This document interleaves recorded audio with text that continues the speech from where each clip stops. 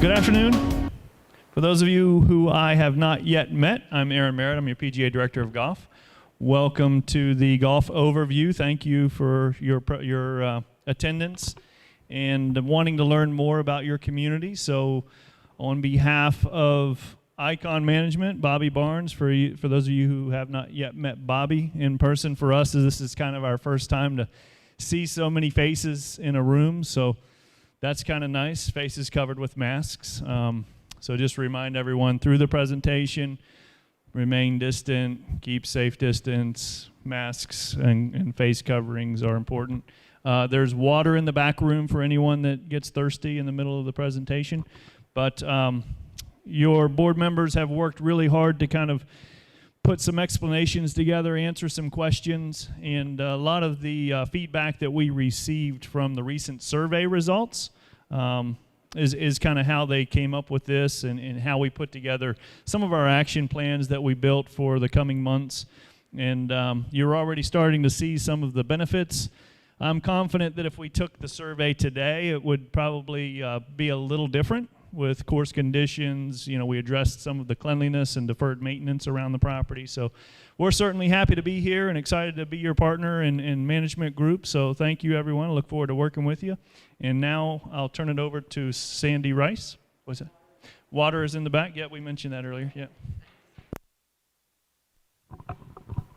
Good afternoon, everyone. If you're not opposed, I'm going to take my mask off. Is that okay? I promise I'll stay a safe distance. Thanks, everybody. We appreciate you joining us this afternoon. We have about 25, 27, or 28 on the live stream today, but it's always nice to see people in person. We haven't had the opportunity to do that in a while, so appreciate you guys taking time out to spend time with Chris and I this afternoon.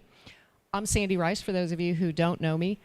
I'm one of the board members, and what we wanted to do today is answer hopefully as many of your questions as we can that you sent in with your registration. And then for the questions that we don't get to, or you feel like you have additional questions, we'll spend time at the end addressing your additional questions, so we built in plenty of time to do that as well. We won't be talking about the 2021 budget today. It's on our minds, and there's a lot of work being done right now to prepare the 2021 budget, but Krish will be conducting 3 additional town hall type meetings, so that if you're interested, you want additional information, you want additional questions answered around the budget, Krish will put those together for sometime in early October. So stay tuned. The second half of October. Thank you, Krish. So what I wanted to do, I don't know that any of the golf group members or strategic planning group are here today, but if they're on the live stream, I just wanted to take an opportunity to recognize these 2 groups. They've done a lot of great work supporting us, giving the board input, and they've invested a lot of time on behalf of the community. So let's give them a round of applause, even though none of them are live.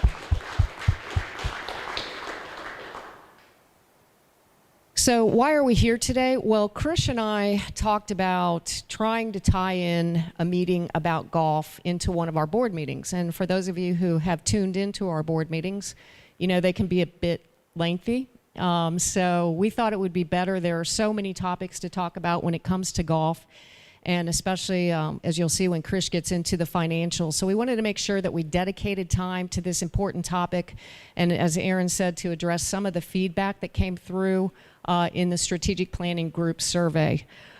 So what we want to talk about today is, I don't think I have to tell anyone in this room the importance and the value of our golf course.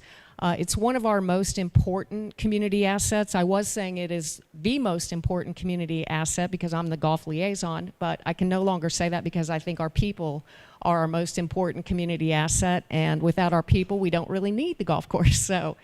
But it is important, and it's important that we maintain and enhance the golf course.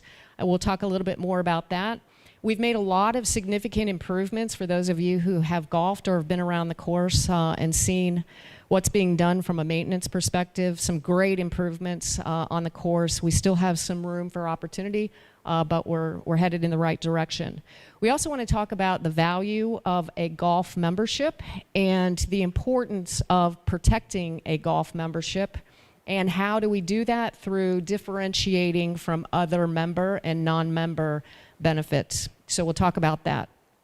The value of a bundled community. As most of you probably know, the structure of our community is a bundled community, and so we'll talk a little bit more about that as well. Again, we received a lot of feedback, and you'll see when we get to this part of the presentation, there's a lot of complexity when it comes to some of the golf issues, and they also have a lot of financial implications across multiple stakeholders. So at the end of the day, we have to make sure that we're mindful and that we're strategically planning for the near term as well as looking out down the road into our future. So I'm just going to cover a quick background and history. I'll go through some high-level benchmarking and industry trends that we've been looking at, some key insights and learnings around some of the feedback that we've received, moving forward, some of the decisions that we're going to make as a board, and then Krish will take a deep dive into the financials and understanding the golf financials. So to start with, I mentioned this up front, the value of our golf course, and there are a lot of different ways to look at this. There's the financial value, the social value, and the environmental value of the golf course. Oftentimes when we think about the financial value, we think about the revenue producing aspect of the golf course. And it is one of our top revenue producing assets, as you know.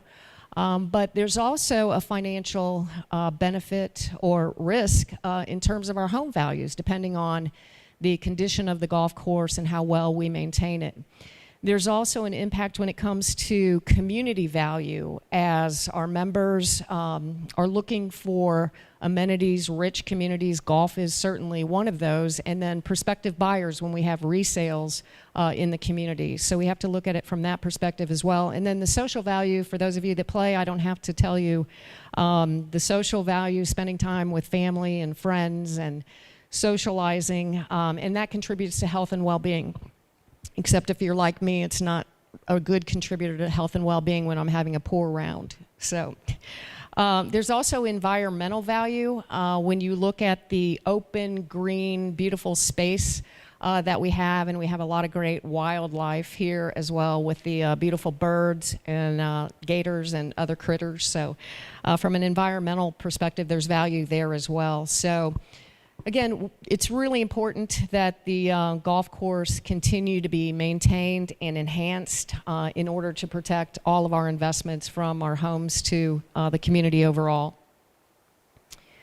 I just want to cover a brief timeline of events, and some of this presentation is probably a little simplified. I know there are many in the room that have a thorough understanding and knowledge of a lot of this stuff, but we also have a lot of new members and potentially some new members on the stream too. So we want to make sure that we simplify some of these things. So just a quick timeline. When Esplanade was started, Taylor Morrison announced the community, and the plan was to build 450 homes and have some amenities with the fitness center, bocce, pool, those sorts of things, the amenities center. And then early in 2012, Taylor Morrison announced that they had purchased some additional land, and now they had changed the plans. They were adding an additional approximately 800 homes, a 6,700-yard golf course, and then some additional amenities surrounding the golf course for a total build-out number of 1,250 homes. Then in 2013, the name officially changed to Esplanade Golf and Country Club, and some of the amenities were started and planned around the golf course area. Now there's a big jump between 2013 and 19. It's not that there was nothing going on, lots of construction of the amenities, lots of construction of more homes. But in late 2019, the Culinary Center was opened, and then we turned over the community from the developer to the HOA, and so the first board took over in early January. So I can't mention 2020 without mentioning COVID-19. So COVID hit, and then we made the transition from Pope management to Icon management. So essentially, what Taylor Morrison has created is an amenity-rich, active lifestyle community, which I think everyone here is aware of. So what is our community structure? Our community structure is a bundled community where the golf, for those who purchase golf homes, the membership is included or bundled with the home purchase of a golf lot. And for our social members, as I'll call them, that's the club and the ORMs, there are also amenities included. The amenities are included excluding golf. So there are a lot of clubs that have golf members, and then they have social members or club members, which I'll talk a little bit more in just a minute about. But some of the pros with having a bundled community, we have more affordable membership options. There are no large upfront initiation fees, as you know, lower annual membership dues, and when you sell your home, you recover your membership equity. You can also transfer your membership. If you choose to rent your home, you can transfer it to your renters. And again, it transfers with the sale of your home.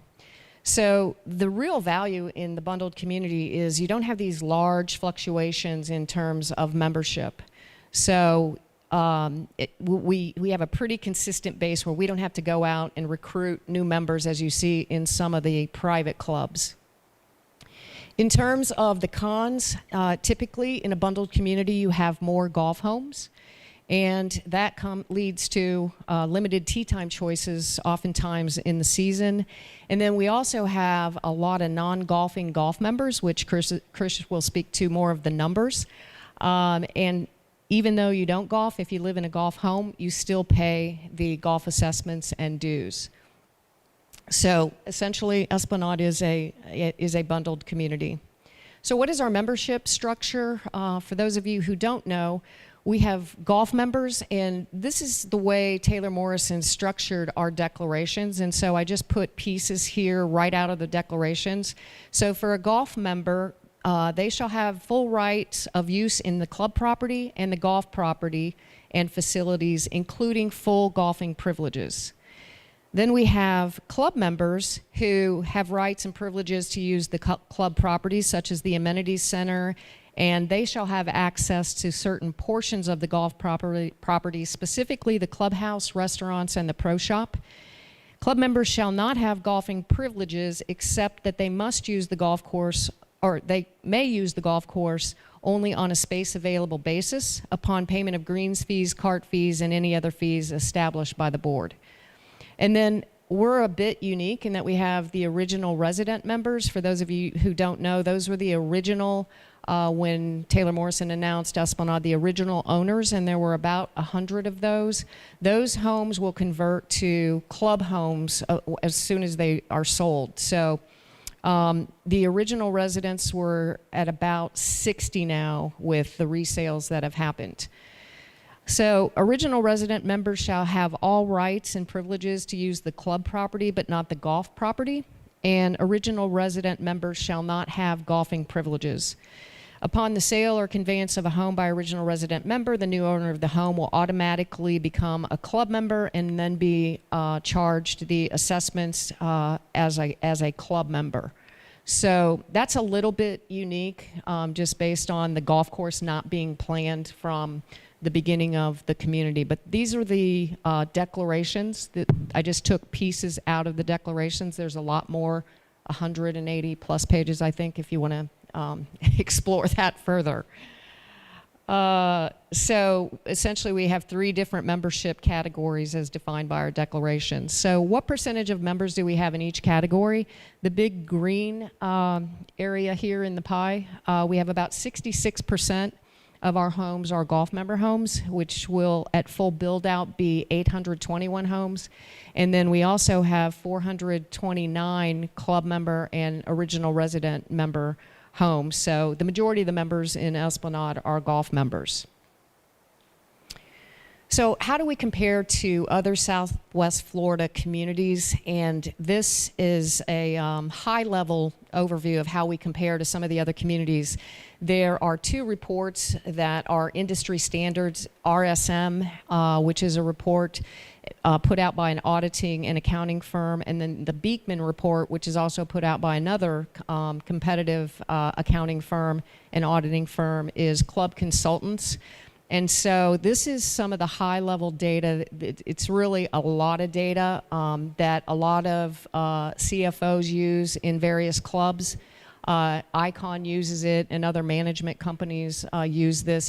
It's the industry standard. So in terms of golf membership, you can see we're pretty close. The top line here in terms of the number of members that we have. To the far right, those are private clubs, and that's the average number of members that they have in the private clubs.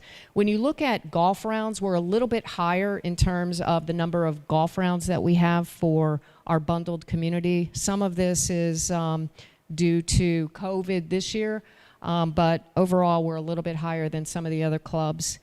In terms of member cart fees, we're pretty consistent. Our cart fee is $23 on average in the bundled communities. It's $24 or $25. In private communities, it's $25 or $27 on average.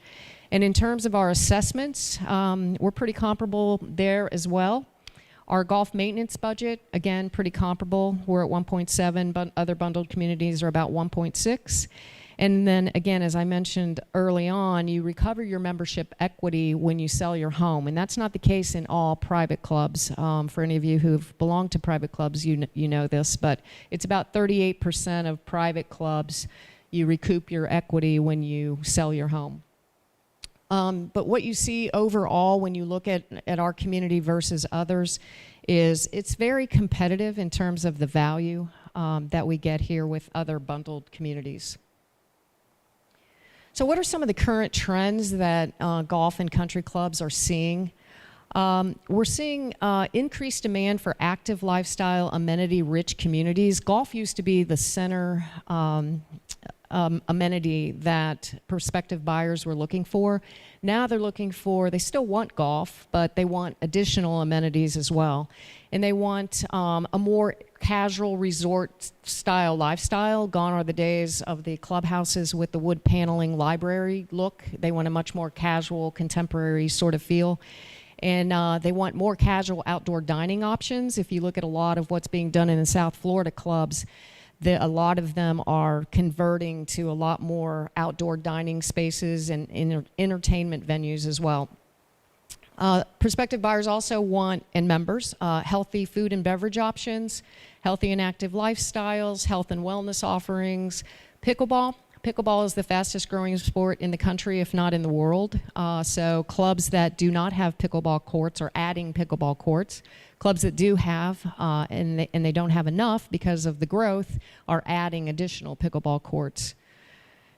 And they want a friendly club culture, a full range of amenities embracing the outdoors like bike trails, nature trails, big green spaces.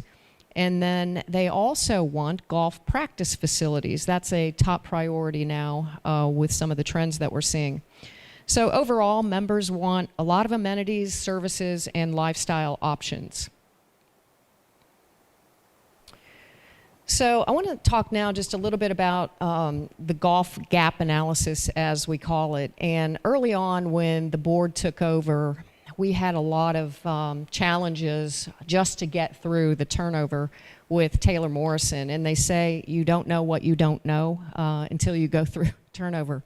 So we learned a lot, but what we did know right up front is that we had a lot of gaps in terms of the maintenance of the golf course. So the golf course conditions were significantly deteriorating over the last few years, partly due to Taylor Morrison pulling some of the funds for golf course maintenance, and Chris will share more on that in his presentation. We also saw operations were being very poorly managed, everything from training the employees to managing performance, holding people accountable, and there was really no focus on continuous improvement. And so that led to subpar service levels and overall lower member satisfaction, which I think a lot of people saw. So we made this a number one priority in addition to turnover, so maybe it was number two. But this is in part why we felt like we had to move quickly to make the change to Icon, because we just weren't getting the service and the performance that we needed in terms of a maintenance and operations perspective. So again, we've made significant improvements in both of those areas. We still have some room to go. But overall, we're trending in the right direction, which is a good thing. So minding the gap, I borrowed this from the RSM benchmarking report because I think it's a good description. And when I look at all the data around successful clubs, because I always want to try to understand what are the keys to long-term sustainability. So I try to read as much as I can about that. And what RSM talks about is the clubs that remain sustainable, they do the best job minding the gap. So what is the gap? So the gap is kind of like, where are we now? And if we do nothing, the direction that we're heading versus where can we be and where do we want to be? And so it's in between. And there's really three spheres of influence when it comes to minding the gap. That's governance, amenities, and people. And so what they found is that clubs that do a little bit in each of these areas, this is what's known as the sweet spot, they tend to have overall greater member satisfaction, which leads to greater long-term sustainability. So we have to continue as a board and as a community to try to understand what are those insights around the gaps that we have, and then try to figure out how do we best deliver on the wishes and the wants of our existing community as well as prospective buyers looking to move in. So what I want to do now is just share with you some of the themes that we've learned, and we've done a lot of listening and learning over the last 8 or 9 months from individual conversations that we've had as board members, emails, the community feedback system, and most recently we had the community survey, which provided a lot of insights into some of the gaps that we have as it relates to golf. So what I want to do is I just want to share with you some of the themes, and I bucketed these into some of our different member categories. So when you look at our frequent regular golfers, these are some of the themes that came through. Course conditions need improvement. Privatize the golf course. Golf members are paying more than necessary. Golf member cart fees are subsidizing the general HOA. Club and ORM members are receiving golf privileges when they're not entitled. Unfair to pay extra for golf cart fees. We're paying twice. And club and ORMs are not being charged the appropriate fees and do not increase our golf assessments. Then what we hear when we talk to our non-golfing golf members, and we have quite a few of those, which Chris will share with you, they feel like they don't have a voice in golf decisions. It's a bundled community. They pay golf assessments. They do not play golf. Keep the course public or semi-private. Not represented on the golf group or the board. Frequent golfers expect us to pay for their golf. Do not increase the golf HOA assessments, and protect non-golfer golf members. And then what we hear from the club members and the original resident members, it's set up as a bundled community that was never intended to be private, continue to allow public play, option to play elsewhere, which will create a net loss for the HOA. All members pay into golf course reserves. They feel they're being treated as second-class citizens. They have no voice in golf decisions, not represented on the golf group. They feel they're being treated unfairly. Do not increase HOA assessments. So as you can see, there's a little bit of divisiveness, which also came through in the survey. But we've listened and we've learned, and we're now trying to come up with balanced, equitable solutions for all stakeholders, knowing that we're probably not going to please everyone, but what can we do to address some of these themes that are coming through in the feedback? Now this is an eye chart. I know I don't expect you to read that way in the back, but as we receive feedback, we also receive a lot of suggestions and options for things that the board could do to fix some of these issues. And what I wanted to do here is just show you a high-level view of the impact whenever we pull one of these levers there could be a significant impact when it comes to rounds, revenue, and assessments. And so as you look across, I put some arrows in there, not based on the actual impact in terms of dollars. We'll be looking at that as we go through the budget planning. But just to give you an idea of some of the things that we're thinking about as we make some of these changes. So some of the options that have come up are lower golf member cart fees, add a trail fee, increase golf guest fees, increase club member and ORM golf fees, increase renter transfer fees, eliminate public and internet discount rounds, increase our tee time intervals, close the course on Mondays in the summer months, and privatize the course either seasonally or annually. So as you see, when you look at the arrows, if you just take the top one, there could potentially be impacts across the board. Golf rounds could potentially go up if we lowered cart fees. Golf revenue will potentially go down. Food and beverage revenue might go up. People might hang out and eat more food, drink more drinks, and food and beverage assessments might go down. HOA assessments would go up. So I put this up here just to show that these are not simple solutions. We can't just make these decisions in a vacuum without thinking about the other impacts that they potentially have. And they have impacts across multiple stakeholders, not just one specific group. These next two slides I just put in there to give you an idea of how we're trending in terms of our member versus non-member rounds. And our member rounds is this line here, and you can see starting in 2016, they continue to go up, and that's a projection for 2020. It's a little bit higher in 2020 because of COVID, and you'll see that in just a minute in the seasonality slide. But you can also see non-member rounds continue to go down.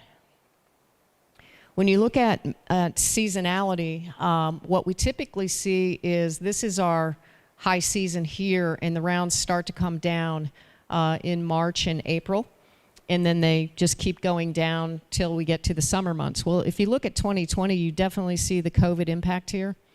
And when we see this spike in March and April, that's when we shut down all the other amenities. So there really wasn't a lot to do, so people started golfing. A lot of people that didn't golf started golfing, and those of us who did golf played a lot more golf. And then we also here eliminated public play and guest play during that time.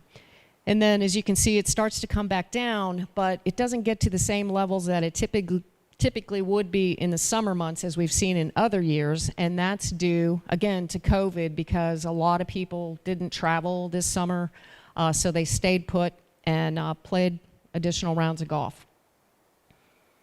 The key takeaway here, though, is that we have higher member rounds in the season, lower member rounds in the summer months, which drives the need to allow outside play, which is what we're doing with reciprocals, and things like the Suncoast card. So that kind of makes up for some of the revenue that we typically lose from member rounds over the course of the summer months.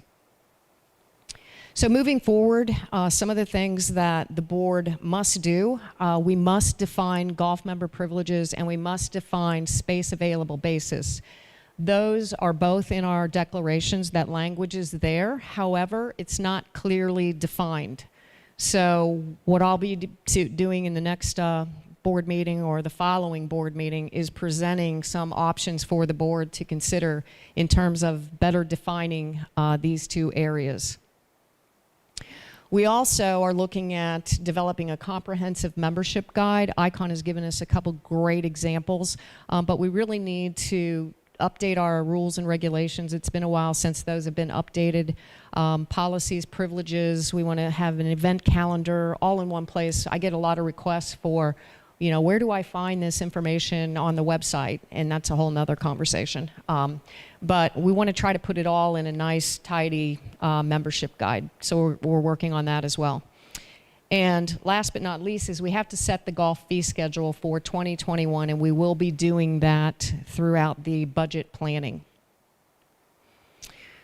So the reason, one of the reasons that we need to do some of these things is, again, we have to clearly define, communicate, and enforce what our policies are, what our privileges are, in order to protect our golf membership value. And that's something when I was talking about operations, there was a huge lack of enforcement in a lot of these areas.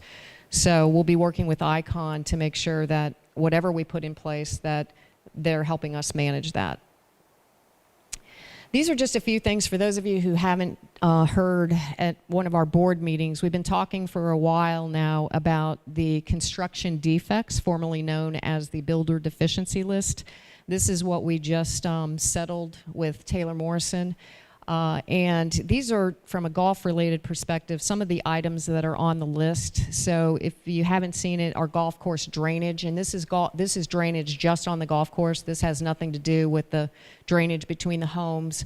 But golf course drainage, anywhere that the drainage impacts homeowner lots, flowing from the golf course. And then we also have the bunker drainage, which any of you have played on a rainy day, you know that we have some issues with our bunker drainage. So we're working with Mickey Sabatic. He has a lot of experience in this area. Mickey is our golf superintendent, and he's working with the board to try to come up with a solution that's a more long-term solution. We did some work on hole number 6, which probably isn't a long-term solution. So what can we do to invest the right way to get the bunker drainage issues resolved so that we're not spending all this money continuously on those bunkers. Erosion issues, for those of you who've driven, one example is along 15 on the cart path. There's some huge drop-offs due to erosion. So that's also included in the construction defects projects. We're also looking at some other potential projects. The golf shop staging area, that's where the carts are out front. It wasn't built to take care of the number of carts that we have, so we're looking at, can we take out some of the landscaping and expand the paver area? We're also looking at, can we expand the driving range? A lot of these things were underbuilt by Taylor Morrison, and if you've been out there in season, you know we don't have enough slots for hitting, and the course gets really worn out during the season. So we're also looking at putting in an artificial turf T-line mat. And we're also just recently, we talked about it last night at the board meeting, looking at the floating range. For any of you that have been out there, those targets are kind of floating around aimlessly, and they're missing the bird wires, some of the skirting around the targets, the green on the top of them. So we're looking into getting those repaired because they're becoming an eyesore. So those are just some of the projects that we're working on. So in summary, we must protect the value of the golf course. I think that's understood by most people. It's one of our most important assets, and we must protect the value of the golf membership, and we must also protect our business model, which is a bundled community. And as we go through and we're making our strategic plans for the community, which the strategic planning group will continue to work on, we have to make sure that we're not only planning for today, but we're also planning for the future so that we have a long-term sustainable community here at Esplanade.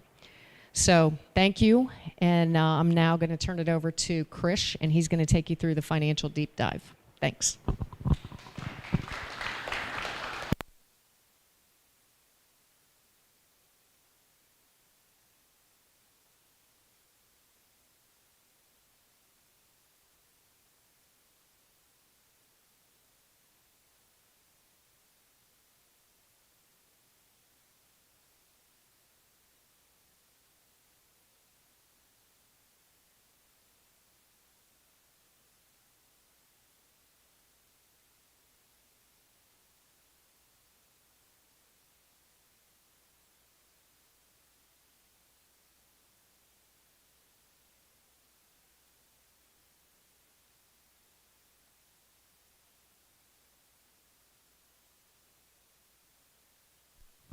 Good afternoon, everyone. Thank you for joining us today. What I want to spend some time on is really let you all understand a little bit more in depth on what is happening in the financials in golf. You're all golf members, so he should have an understanding, because there's a lot of questions that come to me on some of the basic stuff. And it's when the homes are being sold, the communication of these things are not done appropriately. And all of our minds, when you're buying a new home, is a different set. You're not worried about the HOA finances or the golf finances. You're only looking at what is my assessment going to look like, for the year. That's where generally your focus is. So a lot of the things after you move in, some people are saying, gee, I'm surprised that's what happens. How come? And I was not told. Well, I can't answer that question for you. All I can tell you is, why are the financials this way? Generally, the financials should be very simple, isn't it? All the other activities, you have revenue, you have expenses, revenue match expenses, you're done. Well, why are the golf financials so difficult here for us? There's only one reason. The one reason is the requirements in our declarations that says how we should treat the golf financials actually. And that is what is causing all the concern for some people, questions for others, and a question of fairness in some of the other discussions. So for you to understand the financials, I need to really take you for a slide or so to understand the declarations. The important points of declarations is what we're going to try at the first step to give you. So as Sandy said, the declarations are 180 pages long, and then there are 9 more amendments, with each amendment being anywhere between 5 to 10 pages more. So you're not going to find all these things. So the way I'm going to help you is, when I put a statement from the declarations, I will tell you which article, which section, and which page. If some of you that want to go look at them, please feel free.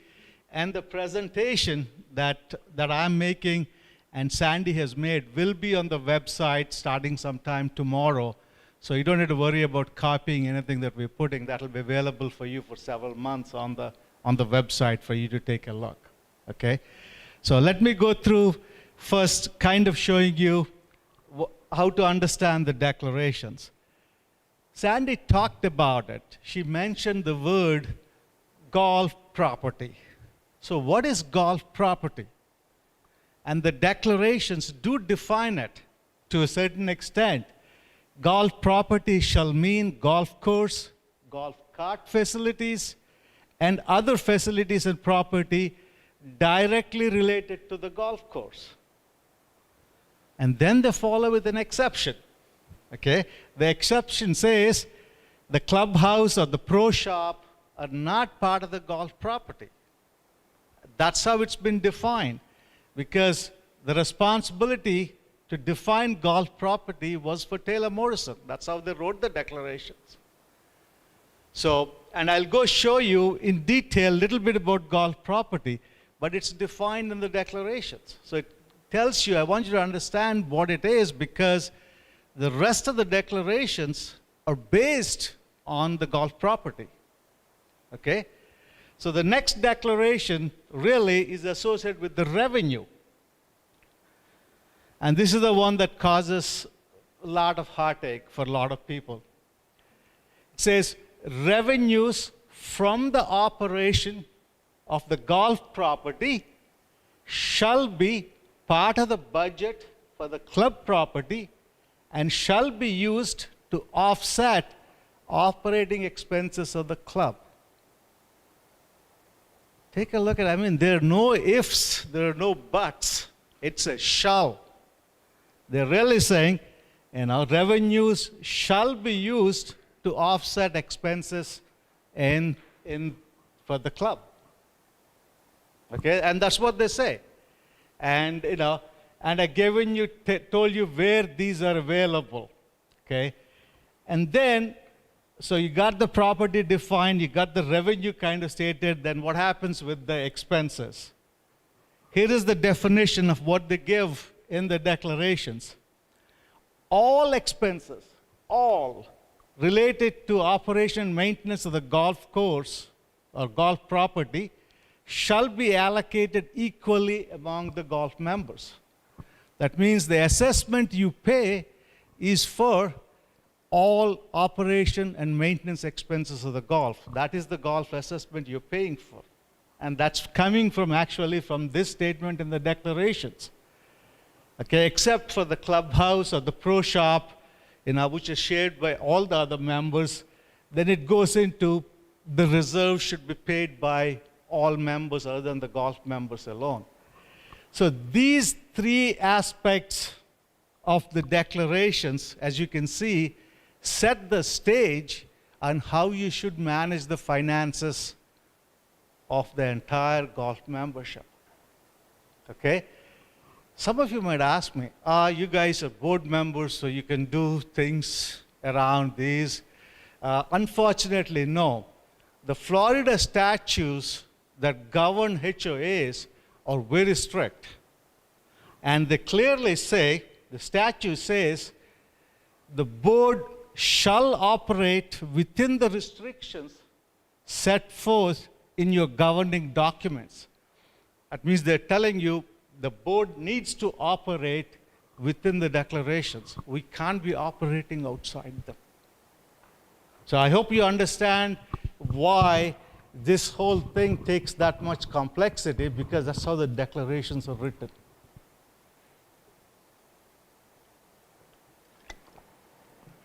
Just excuse me, please. I think I just getting a little bit dry. Okay, now we defined what the declarations say. So let's take a step forward into looking at what is the golf property actually, a little bit more detail. Okay? So understanding the golf property. So what I've given you is all the details in terms of what is defined as the golf property in this column, in the first column. I think this laser pointer is going away. Okay, in this first column, so golf course, cart paths, the restrooms, and 6 and 14, the driving range, cart facility and the carts, maintenance facility and the equipment in the maintenance facility, golf pro shop, irrigation pumps that we use for golf irrigation, the pump house, the piping, the drainage, the merchandise sales that happen, and that beverage cart that runs around the golf course selling stuff. Those are all golf property. But if you remember the declarations, what it said, there was an exception. Remember that? They took an exception. So when Taylor Morrison was managing our HOA, they said all these are golf property. So when we were preparing the budget for 2020 and we know we were going to take it over, we asked Taylor Morrison, how come you're not following the declarations you have written? And they said, where are we not following? I said, in your declarations you tell us the pro shop is not part of golf property. So they agreed when we made the 2020 budgets, they said, okay, that's not golf property, that's club property. So what's the difference between a golf property and a club property? If it's in the golf property, all the expenses associated with that are the responsibility of the golf members. Remember, the declaration says all operating and maintenance expenses shall be shared by the golf members. So if it's not a golf property, it comes out of the expense list for your assessments for golf members. Okay? So that is basically roughly giving you an understanding of the golf property. How many of you think you know who owns this golf property? Who do you think owns all this golf property? Just golf members? All the members. Thank you. I'm glad some of you know this. It's really, for a lot of people, this comes as a surprise. The title to the golf property is dedicated, joint, and several use in common to owners of all the lots. So all the 1250 lot owners own the golf property, so as the club property too. All the 1250 lot owners own them. Okay? I always get a question because a lot of people do not know this, which is also in our declarations. That's coming right from our declarations. And really that leads to this fact why all owners of all the lots pay for the reserves, which includes the golf reserves. That's why every lot owner pays for the reserves, because all own the entire property that we have. So reserves go for maintenance and what you call longer term deferred maintenance and sustainability of them. That's the reason they're paid by all the homeowners. I hope that gives you a high level kind of an understanding of what the golf property is and what the declarations require you to do. So now let me take a next step into really, which was the second part of the declarations, into golf revenue, and share with you kind of where the revenue comes from into golf. Okay, understanding golf revenue. There are four major components of golf revenue. The first component, which is this dark blue line, which is the member assessments. That is the assessments you all pay annually or quarterly in cases. And this year it's $3,050 a home. So depending on the multiplying by the number of homes, you calculate the assessment. It's projected in 2020 to be about $2.3 million coming in as assessments. Okay? That's the major source of revenue.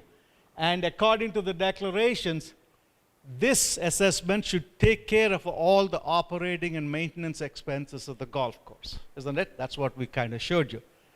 In addition to that, there are the three other sources of revenue that come in. One historical major source was the revenue in terms of the fees paid by non-members who play on our golf course. Okay, non-members, that means outsiders, club members, ORMs, your own guests if they come and play, and other people that play, they're called the non-members, and that revenue used to be roughly about 1.6 million into 2016.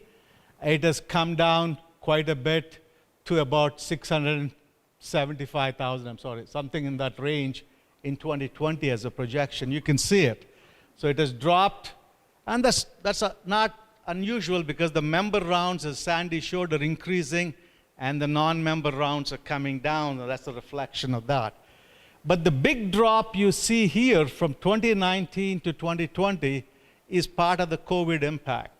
Because as Sandy informed you, in starting mid to late March, we stopped outsiders for a couple of months to play, so we did not get any outsiders on the course. And they pay a lot higher fee to play on the course versus the members. Isn't it? The member fee is only $23 if you're paying 18 holes. For outsiders, it's quite higher compared to that number.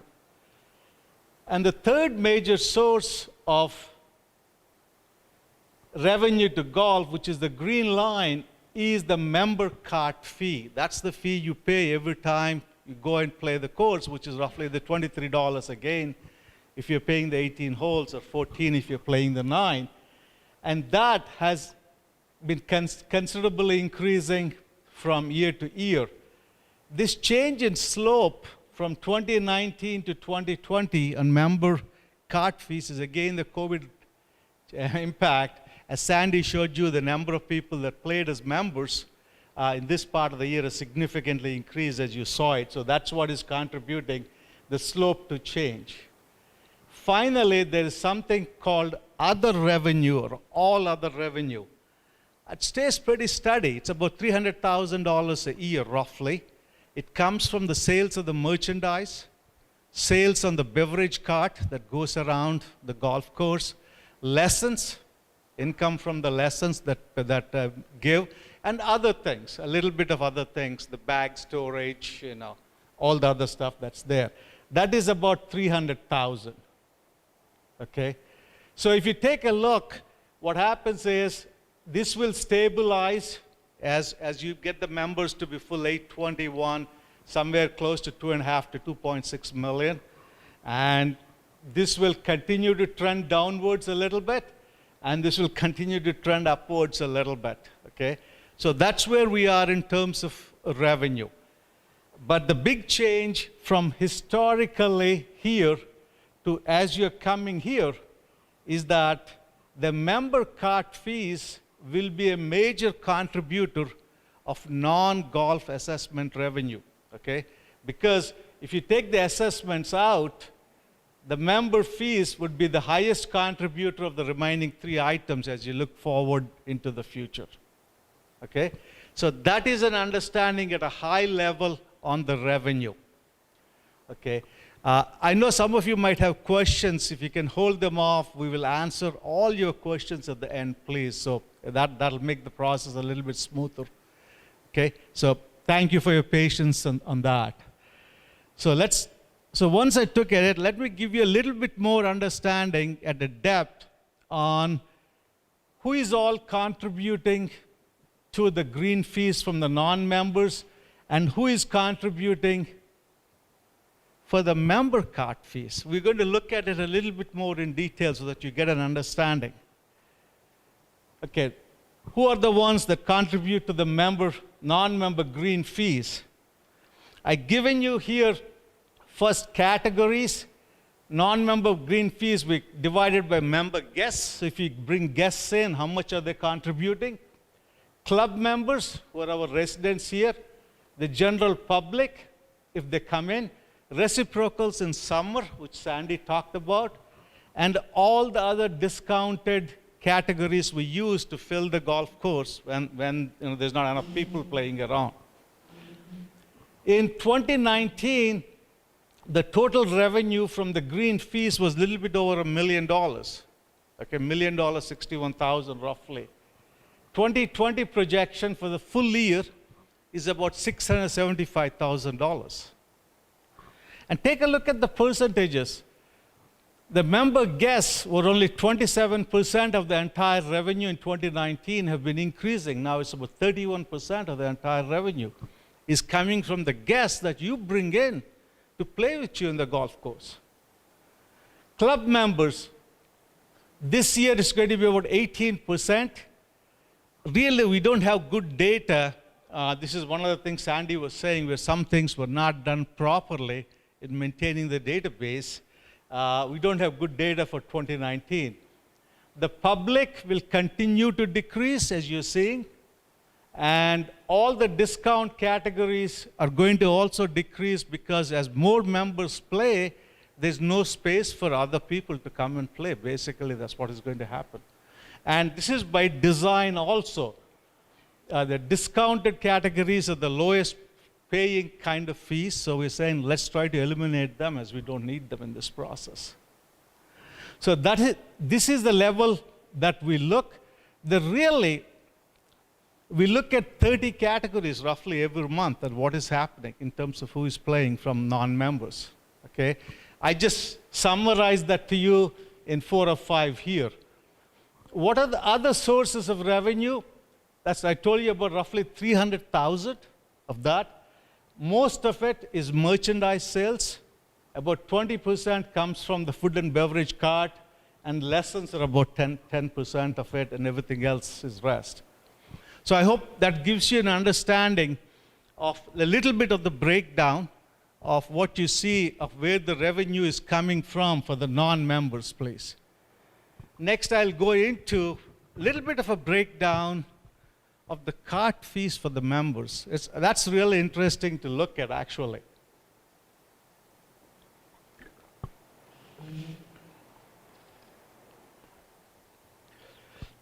So it's only members that pay cart fees. So I get a lot of questions. How many members play? How many rounds do they play? That kind of a question. So I hope all the next set of slides will answer that for you. And the only takeaway here is, 50% of the green fee, as we look through, will come from member guests and club members. So as we look forward, if you're going to do anything, really, the focus needs to be on these two groups because they're contributing to 50% of the revenue coming from the green fees. Okay, let's go and look at golf members and how many golf members play golf. Remember, Sandy showed you a slide We have golf members that play golf. We have golf members that don't play any golf at all. There are some that have never been on the golf course. Okay? And how many are they, and what is the impact of that, really?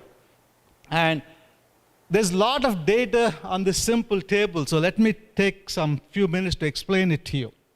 The first is, this is the data for 2019. You might ask me, why are you not showing me 2020 data? To just get this data out of the 2019 raw data takes me 5 days of work, actually, full time, doing nothing else. Taking all the data from Jonas, putting it into a spreadsheet, manipulating all that information, and getting into a usable summary out of it. The way I have done it, in 2019, there were 631 golf homes paying full year assessments. Okay? 631 golf homes. So generally, each home has 2 golf members. I'm not saying each of you play, but generally, as you come, if you buy a golf home, each of the owners is given a membership, so generally 2 members. So the total members are 1262 is what I have used in this number. Okay? Then what I have done is classified the number of rounds played as regular golfers, occasional golfers, and non-golfers. Regular golfers play from anywhere more than 100 rounds a year, 80 to 100 rounds, 60 to 80 rounds, 40 to 60 rounds. So on the average, what I defined as a regular golfer is any golfer that plays on the average more than 50 rounds a year.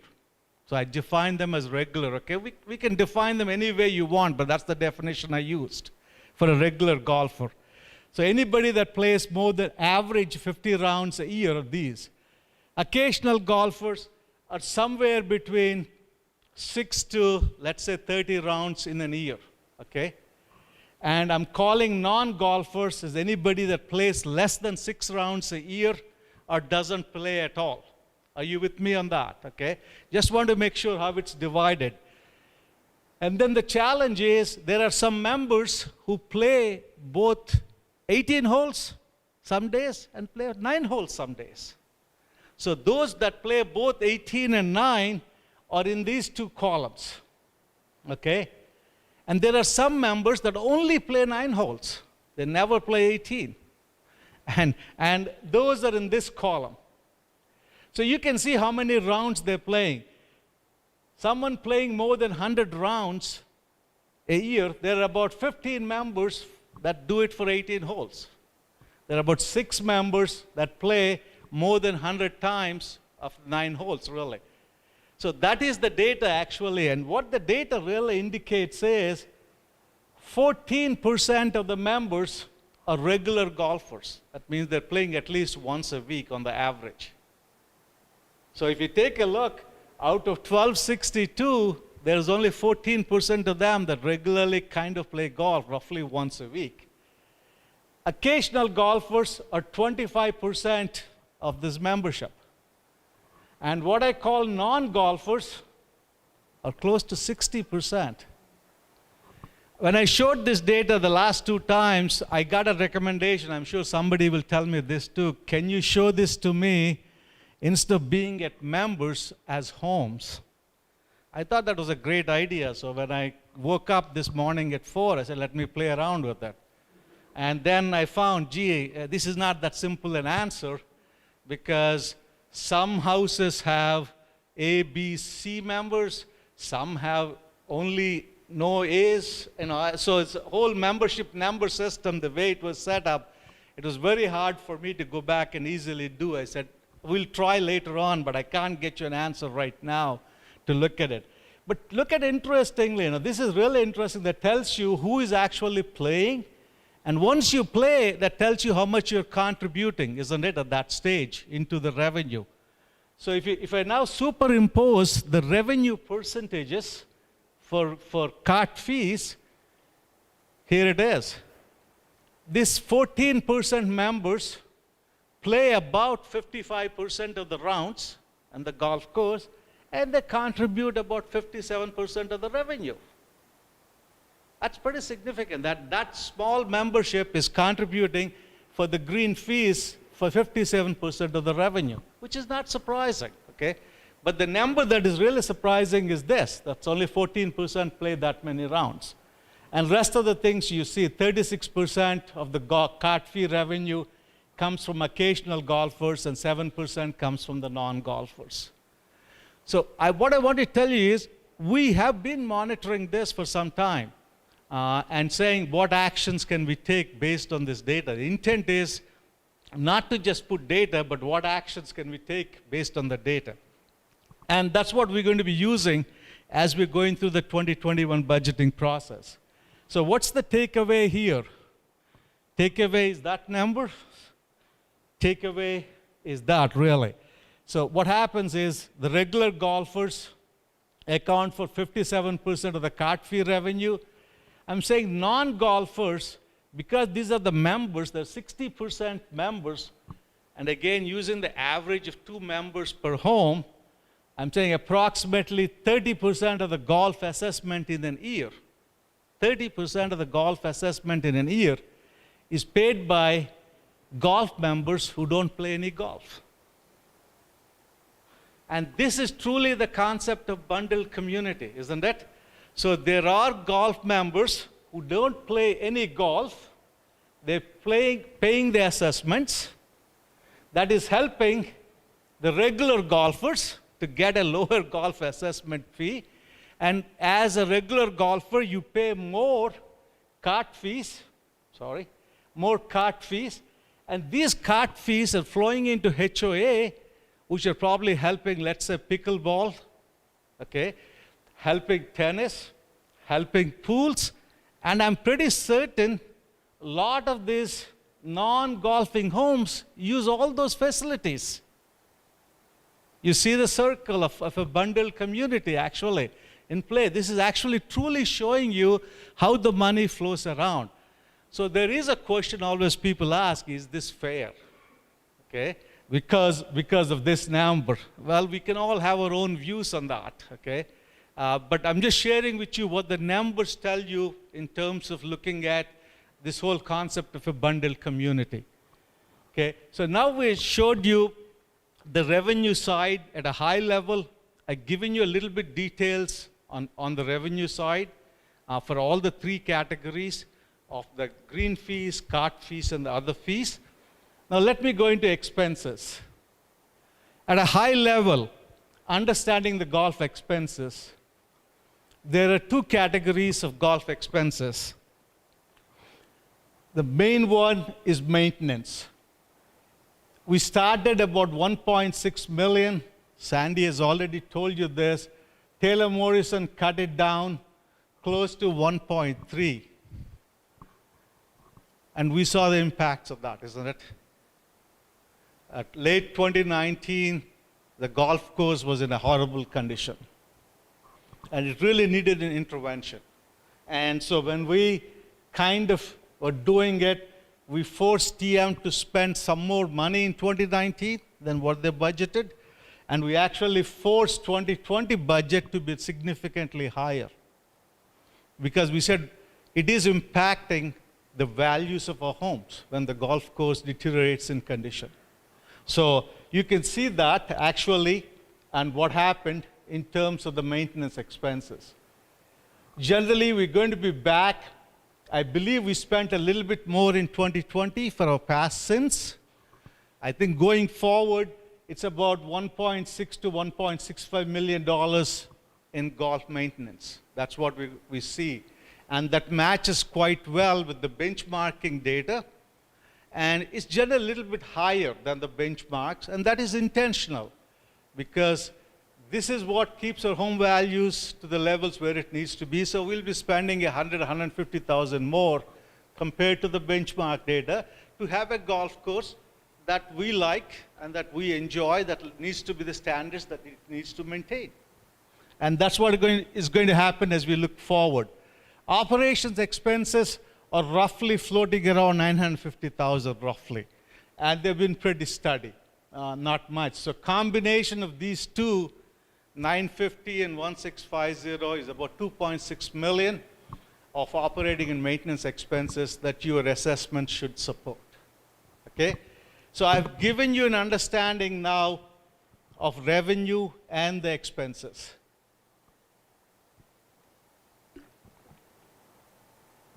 I'm going to now take you into two other items, assessments. How is the golf assessment calculated?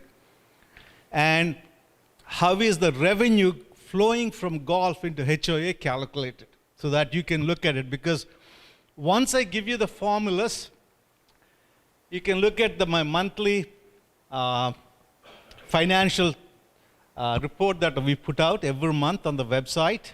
All these numbers are there, and you can figure it out for yourself, actually, because I'm going to show you the formulas and how it's calculated. It's pretty simple. So in terms of, okay, one item that's important, I'm sorry, I took, is in this operating expenses, there is $124,000 in cart lease expenses included. So golf members are paying the $124,000 of the lease expenses as part of an assessment, and golf members are also paying cart fees, these things. So there's a question of, is that fair? That question was being asked a number of times, and we're going to address that as part of the 2021 budget and what can be done with it. So we hear you, we understand you, that they're paying cart fees and also the cart lease costs, which are in the operating expenses. That's it. I just want to acknowledge that we understand that, and we'll look at it in this process. Okay, moving on to assessments. First, let me tell you what the formula is for assessments, how it's calculated. It's pretty straightforward. Golf assessment for home is calculated by adding operating and maintenance expenses together, okay, which I showed you already. I said they're about 2.6 million. From that, we subtract what is called cost of goods sold. That's a term I'm introducing. So let me explain a little bit. What is cost of goods sold? So you purchase merchandise in the golf shop. Okay, let's say you paid $50 for it. Actually, the association has purchased the merchandise from somewhere from outside, isn't it? Let's say we purchased it for $40 and we're selling it for $50. The $40 used to purchase that merchandise is called the cost of goods sold. You sold that merchandise for $50, but it costed you $40 to purchase it. Same thing in food and beverage. You know, a Coke might be sold on the cart for, let's say, $2, and it's purchased for 30 cents or 40 cents, okay? So cost of goods sold is 30 or 40 cents. You understand me in simple terms. That is the cost of goods sold. So you might ask, why is the cost of goods sold being subtracted from this? Just hold on that question for a minute. So once you take operating maintenance costs, subtract the cost of goods sold, then you have to divide that by the number of golf homes. And I use the term full year paying golf homes because we are not stabilized in golf homes. When all the homes are sold, it's 821. It's pretty easy. But as you know, we started the year maybe at 700, we end the year at 780. So what is the homes actually paying the full year assessment has to be used, okay? And that's what we use in terms of calculating the assessments. So when we budget, we project how many golf homes will be there in the year, and we keep checking as the months go along, are we anywhere close to that? But this is the formula actually that we use. And how does the assessments look like in this chart? So when I show you the chart on, okay, let me get you the chart. This axis is the assessments, which is the green bar line, okay? This axis is cost of goods sold, and those are the red lines. So I'm using different scales to show them to you. So just want you to understand that. So the assessments historically have been about 2,600 in 2016, 2,700 in 2017, 2018, 19 for golf, And 2020, you all know we have increased it to $3,052, okay, in 2019. That's historically the assessments. How were they calculated? In 2020, we calculated using this formula. So roughly the $2.6 million I talked to you about operating and maintenance expenses, cost of goods sold in 2020, let's say 350. So you subtract the 350,000 from the 2.6, that gives you about 2.2 million, and divide that by roughly, I think we use 760 homes for this year. That'll give you the 3,000 in assessment, okay? As simple as that. So why is the cost of goods sold steady in all these years and suddenly increase in 2020? And that's a question you should be asking, because you can see it, sudden jump in 2020. So let me take you. 2016 to 2019, the cost of goods sold concept was started by TM actually, and they used it only for other revenue. That means for merchandise, for food and beverage cart and lessons. And added to that, it was very surprising to me, they could never explain to me how they were calculating the golf assessments. There was no systematic way. They would say, this is how we are calculating. I said, give me the formula, let me plug it in. What's wrong with that, okay? It's the same thing, you should tell me. So they did not have a process actually to say, here is how we're going to calculate golf assessments, because their focus was different. The focus was on selling homes. They wanted to show a steady number so that the home purchasers can see that's what the number is going to be, okay? So they actually were using a number of 2,700 in the sense. It doesn't make any basic mathematical or financial sense why it is. It doesn't matter to us because they were subsidizing anyway at that stage. Since they were subsidizing, it didn't matter. So when we came to 2020, I kind of put my foot down and said, no, we're going to use a systematic approach to calculate assessments.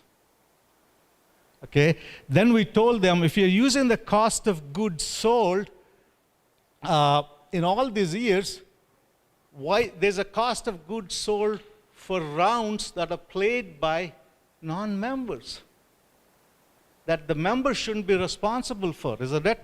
If there are cost of goods sold for non-member rounds, why should the members be responsible? That was a question that was raised. The TM board agreed and said, we agree with you, we should have taken those into consideration. They agreed. So in 2020 budget, we added not only the cost of goods sold of other, but also associated with the non-member rounds. Okay? What is the cost? So that means if a non-member comes to play, he uses the cart, okay? We might give him a towel with pencils and all that goes with it. They use the driving range. They use some of the manpower in check-in and the course. So we took some ratios and said those are all accounted into cost of goods sold. So for you, in calculating it, the cost of goods sold being higher reduced a little bit of the golf assessments down by doing that process, and it's a systematic process from then onwards. That's the background. Okay? I know this is a little bit of a complex topic to kind of go around, but I wanted to simplify it as simple as we can get it. So basically, that's the formula we use, and I've given you the information here. So this will be the first year, 2020, where the assessments will match operating and maintenance expenses of the golf course.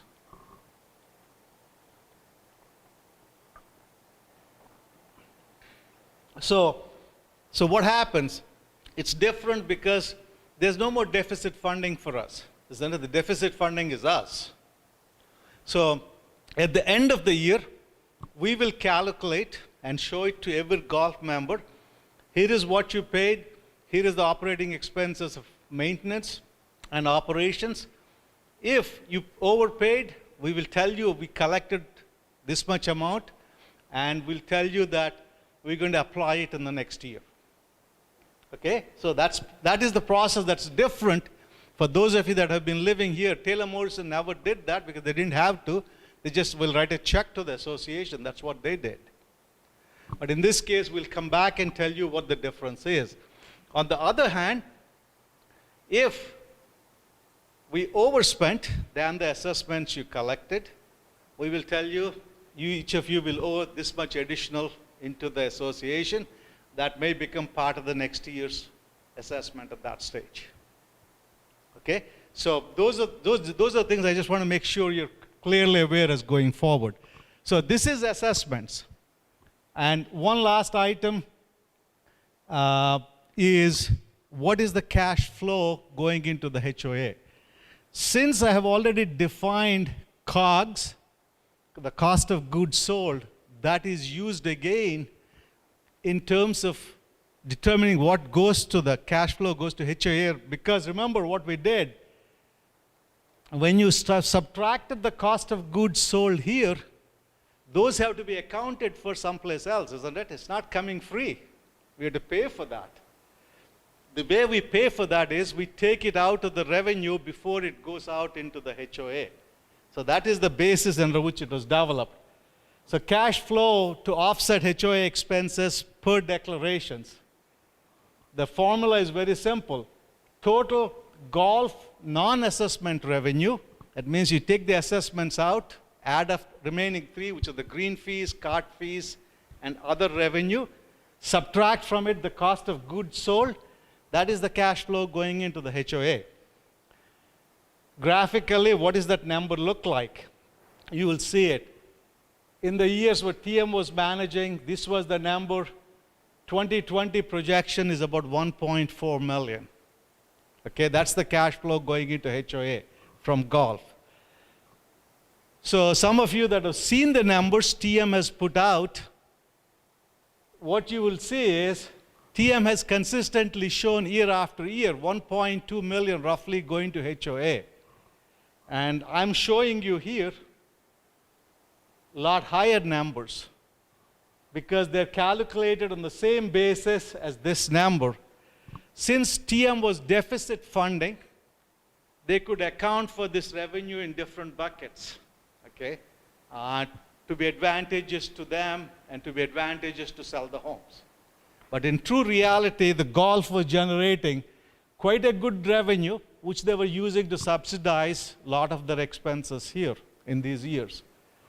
Looking forward, actually, I believe this will start to reduce further as you look forward into the future because you're replacing higher paying non-member rounds with lower paying member rounds in the revenue, isn't it? Because member round costs are $23 and $14 per round, either 18 or 9.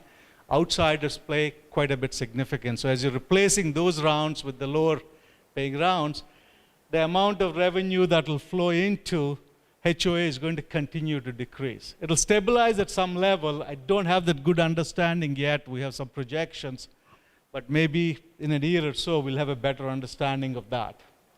Finally, what is the takeaway from this? The 1.4 million going into HOA, that's the projected number. It's really equivalent to offsetting $1,400 of HOA expenses that would have been paid by each home otherwise. It's a savings of $1,400 per each home in our association, actually, in terms of the HOA expenses. That means as a golf member, you're all part of the members of the HOA. That means your HOA fee is $1,400 less. So it's also applying to non-golf members because of the bundled community concept. That's just for this year, for 2020. That is the impact in simple terms as you can see it. Seeing the 1.4 million in a different way is it's a $1,200 expense offset on the HOA fees. That means if this was not there, our HOA fees would have been $1,400 higher. The other way to look at it, okay? I hope that provides you most of the questions that were asked of us in terms of from the Aaron requested to give us the questions. And the one question I didn't address was, there was a question that was asked is, what percentage of golf members are full-time and what percentage, actually live here all the time? For golf members, it's roughly about 75% that live here full-time. 25% go back and forth is what the number looks like. Overall community, it's a little bit lower, but the golf members is 25% that go up north and come back for part-time living up here, okay? With that, I want to bring it to a closure. Or before I do that, I'm going to give you some data so that you can play around with it if you want, okay? And see if all the formulas that put out match for you and get an understanding. And here is what I'm comparing is golf revenue, expenses, assessments, and cash flow broken down by the categories we talked of it. What did we budget in 2020? What is the projection in 2020? Basically, we budgeted roughly $900,000 for green fees in 2020 budget. We'll end up with $675,000, and we covered the reasons why. The COVID impact of not allowing outside golfers to come in, that's the major one. All the other fees are roughly remaining same. Member card fees have increased by over $200,000 because of the number of member rounds, which was shown to you. It's again a COVID impact of people having no other opportunity to spend time other than golf for a couple of months. Member assessments roughly at the same level, maybe at $20,000 higher than we projected. Operations and maintenance costs very close to budget levels. See, cost of goods sold, we budgeted about $430,000, and we're ending up with $350,000. That's a direct result of reduction of the non-member rounds. Remember, we added the cost of goods sold with non-members, so if the non-member rounds go down, the cost of goods sold goes down with it. Number of golf homes paying full year assessment, we budgeted for 750. We'll end up with about 764. The golf assessments, we're very close to what we kind of communicated to you. We think we'll be within the 3,050. I think you're paying about 3,052 in that range, so there's no difference. There might be a few dollars left. And the HOA expenses, to offset cash flow, to offset HOA expenses, we budgeted about 1.3 million will come. It's now saying it's 1.4 as we see the projections. So these numbers are there. So if you want to calculate, let's say, for example, golf assessment, all you have to do is add operations and maintenance expense, which is 2.68 million, subtract from it 350, divide by 764, you will get 3050. Okay? So you have the numbers if you want to kind of get a feel for what happens, so it's there. So in closing now, okay, this is an interesting, this is controversial. I've been getting a lot of comments and feedback on this. I put this thing as a takeaway, and let me share with you, 70% of the projected 2020 cash flow to HOA, I'm saying is from non-member fees and other revenue. Okay, so 1.4 million is going into the HOA. The way it's calculated is you add these three numbers, which is green fees, all others, member card fees, and subtract cost of goods sold.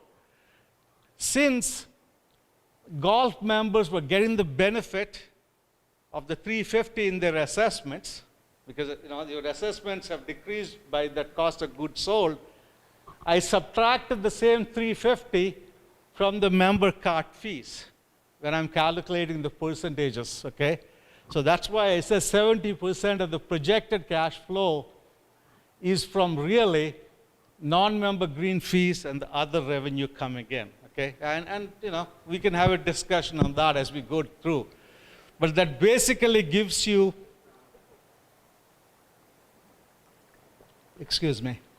that basically gives you the numbers that you can work with. And finally, going to the closing. the golf course is an important asset for us. I hope we've proven that to you with all the time, effort we've been spending. And your opinion is of value, is actually of value, because if you're not happy, it doesn't matter with what assets we have, isn't it? We have to have the members saying we enjoy what we have, we love the kind of climate that's built in, so your opinion to us is important. So all I can say is we will keep listening. That's not even a question that it needs to be asked. Okay, the question is, the diversity of the views we get are so far, as Sandy pointed out, isn't it? I mean, one set of groups saying go public, one set of groups saying no, go private. I mean, that's a big kind of a challenge. Which way are we going to go? So the way we are using is the same concept that Sandy talked about. We take your opinion and we look at the data. I showed you a lot of data. When I say utilization, I showed you which golf members are roughly playing. Where is the revenue coming from? What are the sources of revenue coming from? That is all the utilization data.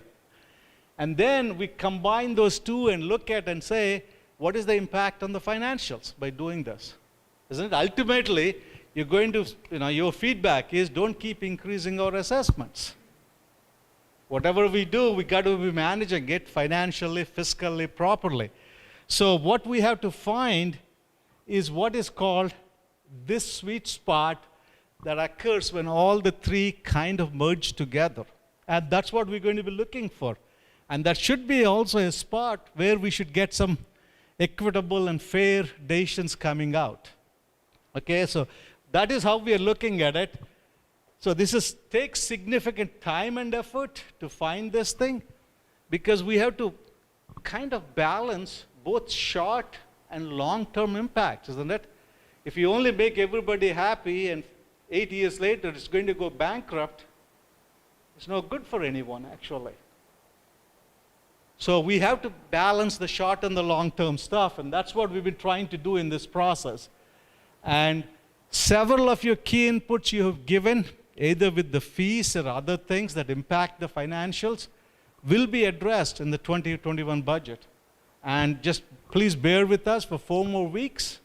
I'll be in front of you again and I'll answer all the questions of the 2021 budget. And those inputs in terms of fees and other activities you've given us will be addressed as part of the budget. Maybe it's not your input that will get put in, it may be somebody else's input from the community, but we will take in some input and we'll kind of incorporate it in. Lastly, the declarations, as I showed you, reflect the concept of the bundled community. Okay? So you don't like the bundled community concept, then what we have to do is the only choice we have is to have the declarations changed. There's no other way, because the board has to work within the limits of the declarations. Okay? So the simple answer somebody asked me is, what do you need to do to change the declarations? You need to have 2/3 of all the homes. That means 1250, 2/3 is about 820 odd homes need to agree to that. That is about 10 to 12 homes more than just golf members alone. And that's how it was set up. It was set up intentionally as a bundled community so that one group of members can't kind of change the whole thing unilaterally. It is set up in a fashion that we have to, as a community, work together. So with that, I will end it and say thank you for your time today, and we'll open it up for questions. The only request I make is, if you're asking a question, they're welcome. Please state your name, and Aaron will hand you a microphone. We'll go. And if there are questions coming in and on the web, we'll also address them, please. Okay? Thank you again for all your time.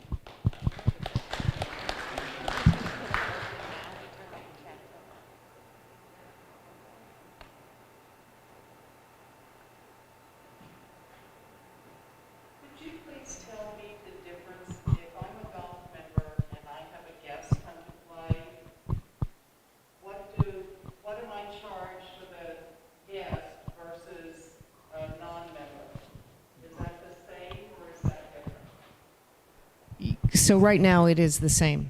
So you're charged in the season for your guests $69. And that's for a morning tea time. In the afternoon, it drops $10. Same thing. It's reflected in our other rates in the shoulder season and then in the summer season. So it drops to $49 in the shoulder season in the morning, $39 in the afternoon, and then $44.34. I think that's the right number. Correct, Aaron? $44.34 for the summer months. I haven't had any guests come in. So there's no advantage to a golf member who maybe doesn't play golf, but maybe their children come to visit and they do, versus a non-member whose children come to visit and they. Correct. Yeah, and that's something that we're looking at. We've received a lot of feedback as we look at the 2021 rate schedule. We'll be looking at that. Mm-hmm.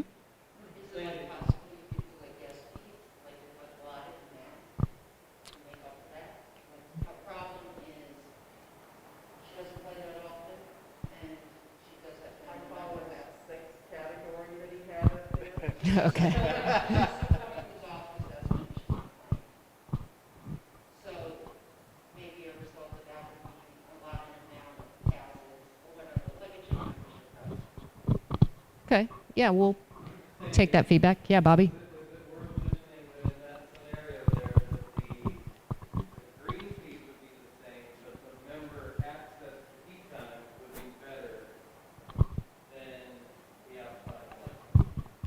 Yeah, I think your question was specifically about the rate.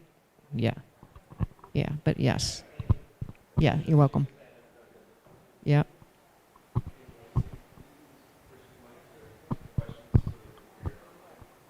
Sure. I'll pass this. I believe they want to use one microphone for this question. Thank you. Sorry about that. Why am I getting that? No, you can use that one. Okay, quick question. I know all the, everything was done on behalf of the revenue side of golf. When are we going to be able to figure this eyesore out? And what, Which is a big cost, I would assume. for what particular? Is it, the Oh, for the culinary sound. center itself, the center. The sound, yeah. So that's something that was part of the construction defect list, and I believe the work has begun. Is that correct? Today. No, what I meant was the cost overall of Oh, the culinary center. cost associated Right. with the culinary center. So regardless of who's paying that, if we're all paying it or just the golf members are paying it, it's a big cost right now, I would assume. Yes, Krish would like to take this one. All assets, including the golf course, all the buildings, all the facilities, are transferred to the association at no cost on January 1st of this year. No cost. That's all the cost that belongs to Taylor Morrison. When I say, they didn't build it free, it was part of the home cost that everybody paid, but all the assets were transferred to the association. So there's nothing on the balance sheet as a loan or anything for this thing. They were transferred at free of cost to the association on January 1st of this year. I think the question is it losing money or making money? Oh, operationally, I'm sorry. I didn't understand that. I'm sorry about that. Operationally, it still loses money. Okay? So let me tell you, the same benchmark data that Sandy was talking about, guess what the average loss is in a bundled community for food and beverage? Guess the number. Is it 90%? Throwing a number out there. I hope, yeah. That's a good start. I have no idea. Average loss, according to those benchmark surveys, is about $670,000 for every food and beverage facility in bundled communities. In private clubs, it's still higher compared to bundled communities. Okay? So I'm not proud to say we lose money. We're significantly better than that, and we're going to be working towards getting this thing where if we can break even, we're doing extremely well. But my guess is we'll be somewhere in the $100,000 to $200,000 loss in the longer term when things return back to normal. what gives me the basis to say that? For those of you that follow the financials, really the culinary center opened late last year, kind of September kind of a time frame. Okay, we're still learning. Actually, February of this year, we were profitable. And then COVID. In food and beverage, we were profitable for a month. That was just unbelievable. We said, wow, we kind of know how to manage this thing. And then COVID hit, okay? And everything went south from then onwards. So what it says is, it is a data point for me that says is we're capable of coming very close to break even, okay? We have some challenges because food and beverage includes, as you know, the Bama Bar. And there's a lot of interest in the community on the Bama Bar versus this. They prefer, according to the trends, non-formal or informal kind of things than formal. So that's the trend. So we got to say, how do we balance between these two? But the intent, we're looking at it very closely and says, how do we bring it down to where the loss is very manageable and it come close to break even? Wow. To that. Just one more point in the benchmarking data that you see clubs that come close to breaking even. About 25% of their revenue in food and beverage comes from catering and events, so things like weddings and parties, and yeah, they do a better job when it comes to breaking even. We're not doing anything. I hope we answered your question. Sorry, we didn't understand. Will we be privy to salaries in the upcoming meeting? In the upcoming meeting for the actual your budget, will we be privy to salaries? You will be privy to looking at payroll costs at a department level. At a department level, you can see what the payroll costs are. You can see the benefits, and you can see the fees and taxes. Those are the three categories that's broken down into. You won't be privy to individual salaries of ICON employees because that's their proprietary thing. And the only people in the association that will be privy to seeing individual salaries are the 7 board members. So we as board members will see them, but we can't talk about individual salaries. As you can understand, this is the same thing in any corporation. Nobody will tell you individual salaries openly. They'll show you in the department numbers. You'll be privy to that. Pardon? Yeah, we'll show you our salaries. There's no problem. Thank you, Sally. Sure, please. Is the mic on, please?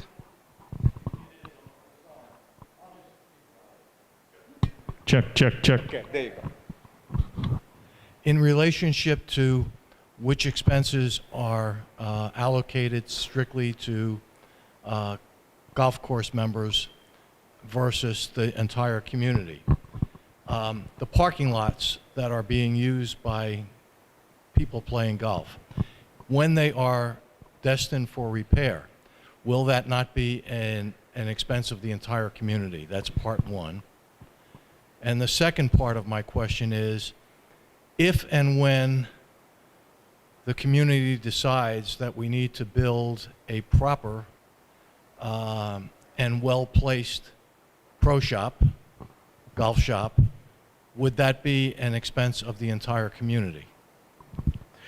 So first part of your question is very easy to answer. Okay, roads, any infrastructure that we need to either sustain or improve in terms of just the basic levels or maintain will all be paid by all 1250 homes. That's the reserves. That's where the money is coming from. And as I told you, we collect the money from all the 1250 homes. For those of you that are interested, this is a very interesting thing. Actually, in my budget reviews, I will show you the reserve details, actually. Actually, you can see for which components we're collecting. So you will see roads in there, you will see street lights in there, you will see walkways in there, you will see a pump house in there. So Some of you might tell me, hey, there's something missing. That'll be good data for us if you see something. So we will share with you the details like we did last year on the reserves. You can take a look and say, that's what we plan to use. So that comes from all 1250. Okay. Enhancements or improvements that you're talking about, building a new thing. This is something Taylor Morrison never set up. They only said, we're putting it to you for a fund to maintain what we gave you as assets in the thing. So if you listened last night to the board meeting, we're starting a new funding program called for improvement projects. Okay, we approved it last night, actually, at the board meeting. Where the funding is going to come from for that, every home, every existing home, when it is sold, the purchaser of that home has to pay the association $2,500. You understand me?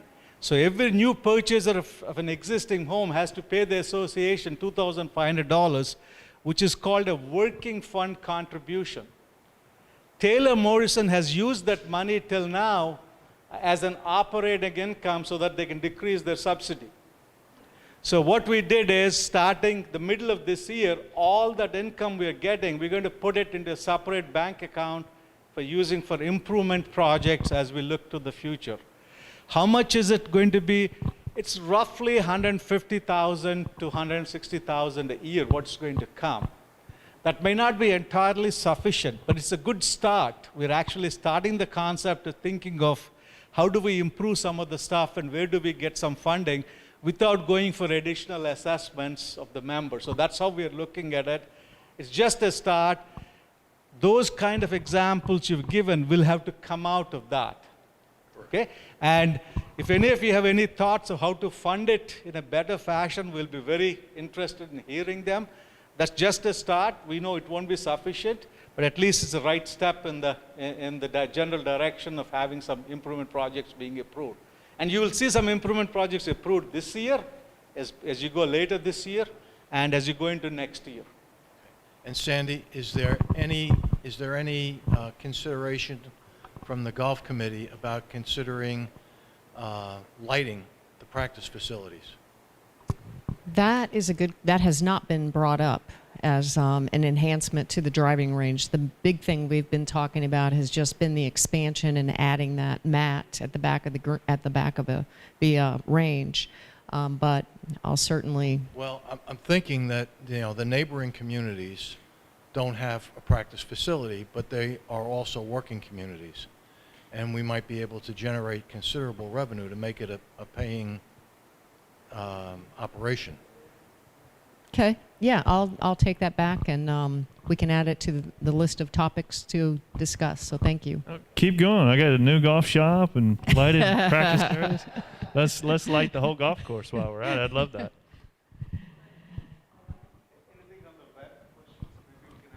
Have you received anything, Evan? Other questions? Thank you. Thanks again, everyone, for joining us. Appreciate it.